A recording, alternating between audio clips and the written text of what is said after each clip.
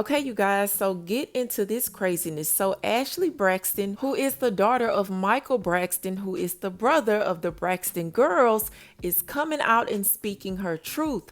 Now, she's claiming that when she was 16 years old, her aunt turned against her because it came out that the aunt's husband and herself had been messaging back and forth and allegedly had some type of relationship going on, even though she said it never got sexual. Now, the way this was discovered is her stepmom found the messages in her phone when she was 16, told her dad, and it just all came out.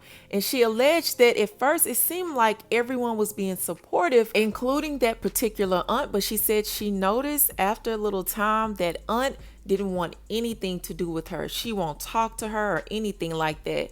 Now, as y'all know, people are going to speculate and they are believing that this is allegedly Trina and Gabe. Now, the reason being is, even though Gabe has gone on to be with the Lord, he didn't have the best reputation when it came to being faithful to Trina. So fans just feel like this has Gabe's name written all over it. And this is what they had to say. What kind of family values brush a grape under the rug? You should have done this from the jump and don't let him get away with it. These are the things women keep quiet and shouldn't. Glad you're standing up for yourself.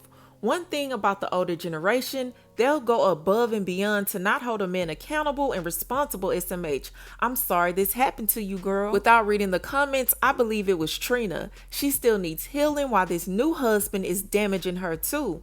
What actually happened? Did he actually do something to you? What did the text entail? Screenshots? I don't consider this a story time. Why did you wait until he died to make this public? And the story time they're speaking on is Ashlee took to her TikTok and told her truth. Now, I will say she didn't go into a whole lot of detail. She didn't name any names. She basically went into how she felt during this time and again, her personal experience. I want you guys to take a listen and let me know what you think in the comments and who do you think it is. That's all I have for you, and I'll talk to you later. And I'm also trying to get ready at the same time and tell a story. And I feel like the story is quite complicated and detailed, so like bear with me here. But yeah, so one of my aunts does not talk to me because I guess she felt like I did something with her partner at that time. And nothing happened, but I'm gonna try to tell the story quickly and also not name any names. And so I was with this aunt for the summer with my sister, and I can't remember how much time had passed since we were there in the summer for a little bit of time to when we got home. And when I think it was my stepmother was going through my phone and she found this conversation, this sort of conversation, and she showed it to my dad, and my dad called that aunt and we spoke about it and we talked about it a little bit. And I remember just a lot of emotions, was a lot going on. I was 16 at the time and I'm 32 now. I had to think about it. I'm 32 now. And so, oh my God, it's been 16 years. This is wild. Anyway, okay. So yeah, my aunt was there for me. She was very kind and very nice and was like, I'm so sorry that this happened to you, blah, blah, blah, blah. And not blah, blah, blah, but she was very kind and it just felt like safe, you know? But then as the years had gone by, it's like that mood and that assumption that I didn't do anything because I was a child was not that assumption anymore. And it boggled my mind because it was like, wait, but if it happened or if it was true, then that would make him, you know, and like, you're okay with that? Like, that's what you would like to hear? And I will just never forget how when I got older, I just realized that I really had to take the time and go back to that part of my life and understand how much feeling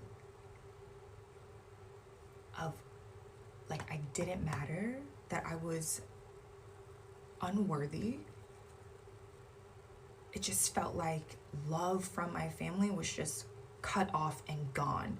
And you're like, but wait, that guy? And it made it even worse because it was like, wait, this guy that was doing this to you on TV? And like, it's kind of in cohorts in the same spirit of what was happening. Not in the same cohorts in the same spirit, but like, you know?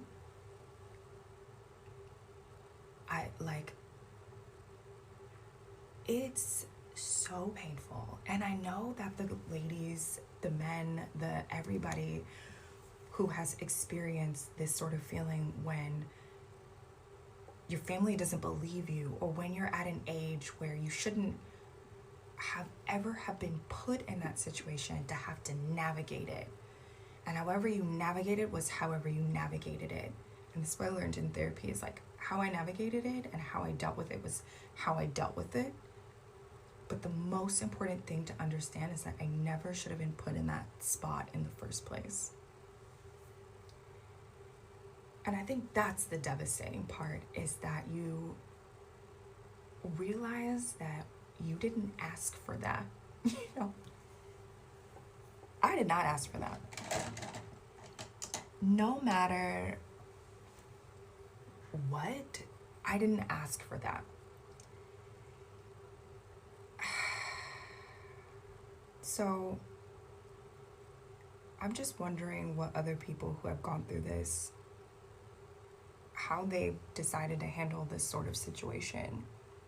How did you go about telling your truth? And how do you tell your truth in a way that honors you? And I think the reason why I'm addressing it now so much is because I'm getting older.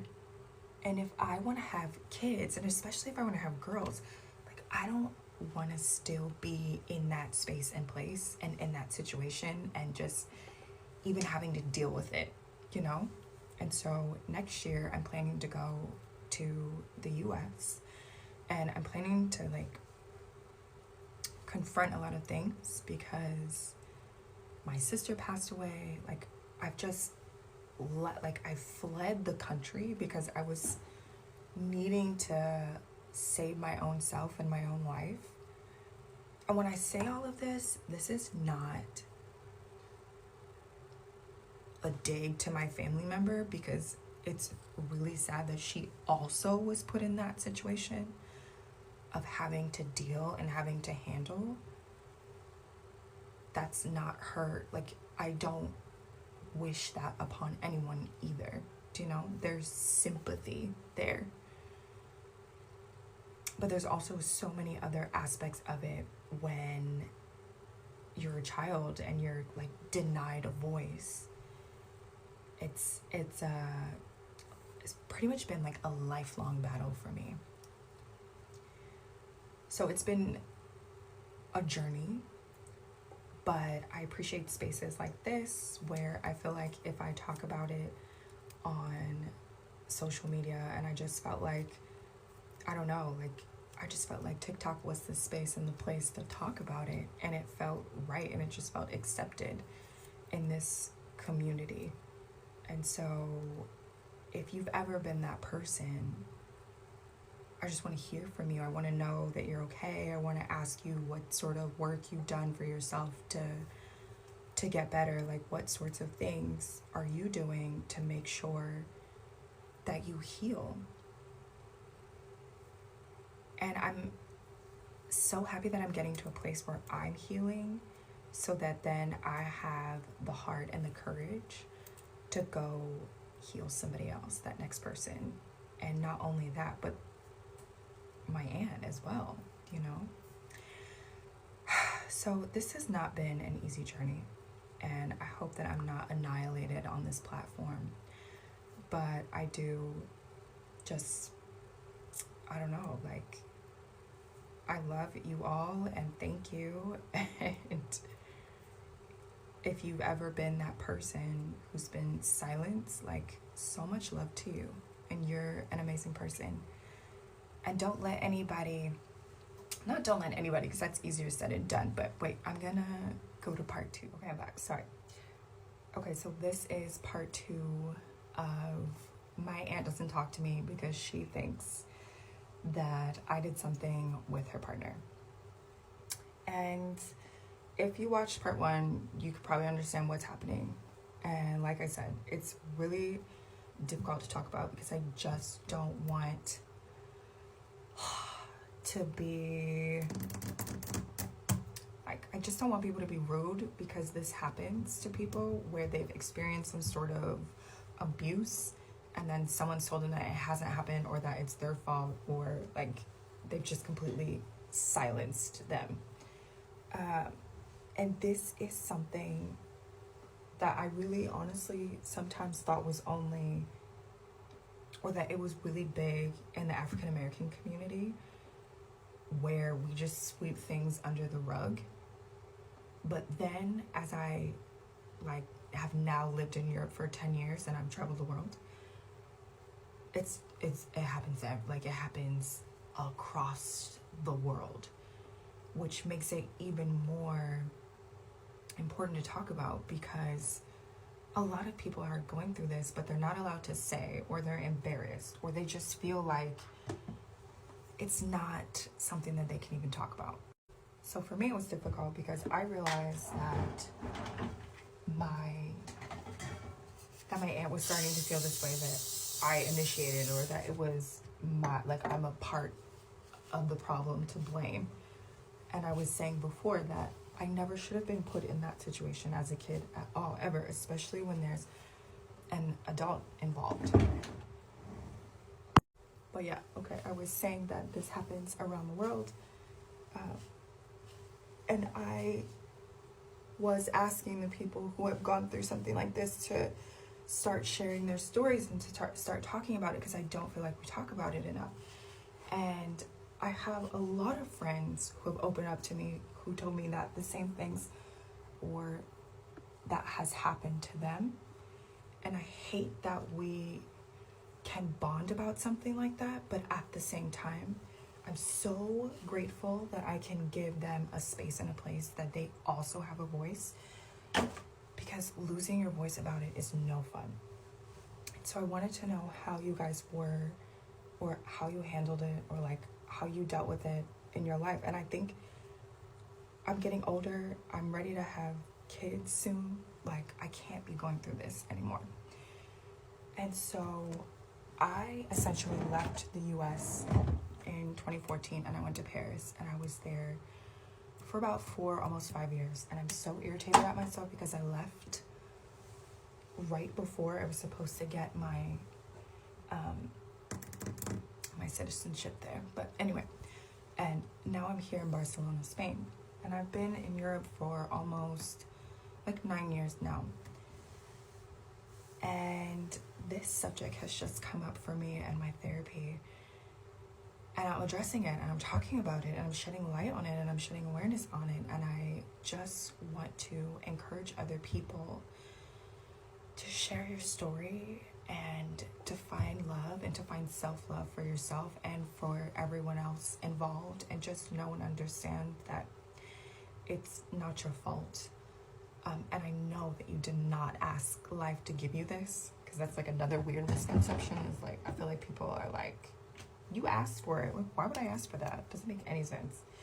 But that you don't let it get to you, and you find a way to release yourself and to feel loved and to feel appreciated and just felt beautiful. And so I am excited to tackle this journey and just like have a support system behind me and talk about it with people who I know wouldn't judge me and just who get me, and encourage everybody else to practice love and to practice self-love. And you didn't ask for it, but you have to deal with it, and you're dealing with it like you're worthy enough to just at some point let go of it and talk about it and like love yourself. I think one of the most important things that I've done since I've moved to Europe and figured out who I am as a person and let go of maybe what I internally pressured myself to what I thought I needed to be, was to find my own, oh gosh, was to find my own values of life. And I feel like, hold on one second. Anyway, I feel like I did that, and I made my own values for myself, and I'm gonna grow with my family, but also find the love to create a boundary and a space in place for my relationship with my own family to grow. So that's it, you guys. I have to get dressed and I have to get ready. I hope you guys do not annihilate me for this, but this is for you, little lady or big lady or matured adults, beautiful flower. This one is for you, and you're just so worthy. Okay, I'm gonna go, but thanks, guys.